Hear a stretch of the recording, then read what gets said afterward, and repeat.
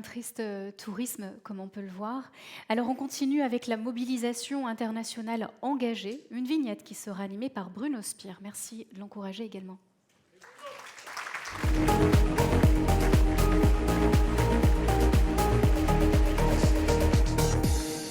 Bienvenue Bruno, avec vous, coup de projecteur sur la création du Fonds mondial en 2001.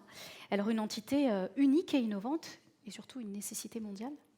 Oui, c'est une de nos plus grandes victoires, c'est la création du Fonds mondial de lutte contre le sida, le paludisme, la tuberculose, fonds précieux qu'on doit continuer à préserver. Et pour en parler, on a une vidéo de Michel Kazatchkine qui a été directeur de ce fonds mondial, qui est connu aussi en France pour avoir été professeur de maladies infectieuses et aussi directeur de l'ANRS. Donc vidéo, s'il vous plaît. Enregistré le 5 décembre dernier. Le Fonds mondial a été créé en 2000, à la fin de 2001, un moment où le monde a constaté que les écarts entre ce qui se passait au nord, où, comme l'avait dit Bernard Kouchner et le président Chirac, se trouvaient les médicaments alors que les malades étaient au sud, et le Grand Sud, cet écart était majeur. Il n'y avait aucun accès au traitement dans les pays du Sud, alors qu'on avait un traitement efficace de trithérapie déjà depuis 4-5 ans au Nord. Cet écart, on l'a vu entre 1996, l'arrivée des trithérapies, et 2000. Il suffit de voir les slogans de la conférence internationale sur le sida, un slogan d'espoir en 96, One World, One Hope, un slogan d'inquiétude en 98 à Genève, Bridge the Gap, et un slogan d'effroi en 2000 à Durban, Break the Silence. Ce fonds a été créé à la suite de la réunion exceptionnelle du Conseil de sécurité des Nations Unies en 2000, puis de la première session spéciale de l'Assemblée générale des Nations Unies consacrée à une maladie, ici le sida, comme crainte sécuritaire pour le monde, sur la proposition de Kofi Annan.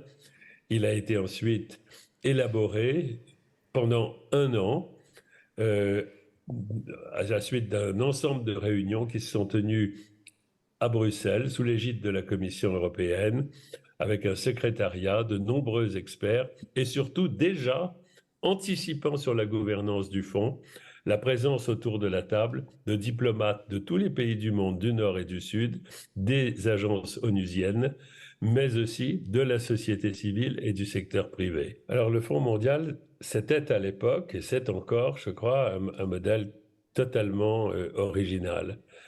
L'une de ses forces, au départ, ça a été d'avoir été élaboré par un ensemble très divers de participants, et pas seulement dans une négociation intergouvernementale.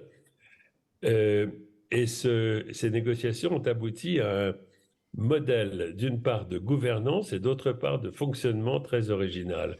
Le modèle de gouvernance, c'est un conseil d'administration de 20 membres où ce qu'on appelait les donateurs d'un côté et ce qu'on appelait les récipiendaires de l'autre à l'époque, les pays donateurs, les pays récipiendaires, les pays donateurs essentiellement le G7, les pays récipiendaires, les délégations récipiendaires, c'était les pays du Sud et la société civile du Nord comme du Sud, étaient à part égale dans le conseil d'administration. Et chacun au sein de ce conseil d'administration a un droit de vote équivalent. Donc la personne qui représente les patients et les personnes affectées par la maladie avait dès le départ le même droit de vote que les États-Unis d'Amérique qui contribuaient avec 1,5 milliard de dollars par an au Fonds mondial. Originalité du modèle de gouvernance, originalité du modèle de fonctionnement. Les pays adressent une requête au Fonds mondial, expriment leurs besoins. Ils n'avaient pas de limite dans ce qu'ils pouvaient demander. Ils pouvaient demander ce dont ils avaient besoin, mais cette demande était ensuite expertisée par un comité scientifique indépendant. Le comité scientifique indépendant classait les demandes, les présente au Fonds mondial, au conseil d'administration. Le conseil d'administration retient ce qu'il peut financer, mais il ne revient jamais sur les décisions qui ont été prises par le conseil scientifique. Et c'est comme cela que j'ai vu l'administration américaine contrainte, si j'ose dire, de financer un programme tuberculose en Corée du Nord ou des programmes VIH en Iran. Donc un principe d'indépendance scientifique dans l'examen des requêtes.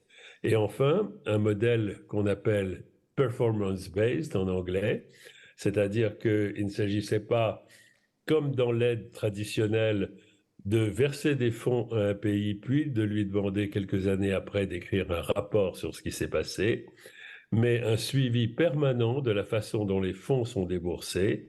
Si ces fonds sont déboursés rapidement, on peut accélérer la venue des fonds supplémentaires. Si ces fonds tardent à être dépensés, ces fonds peuvent être retenus. Et ça, c'est bien sûr un mécanisme incitatif pour les pays à n'être pas trop ambitieux et à être suffisamment ambitieux en même temps. Voilà, je crois, un modèle extrêmement nouveau et qui reste totalement novateur dans le paysage actuel de l'aide au développement. Effectivement, donc une vraie réussite et un modèle inspirant encore. Oui, c'est toujours un vrai bonheur de réécouter, d'écouter Michel Kazatchkine. Effectivement, et donc c'était notre nouvelle vignette, donc c'était la 3e. Merci beaucoup Bruno. Alors place à présent au grand rendez-vous scientifique pour une mobilisation internationale engagée avec Christine et François.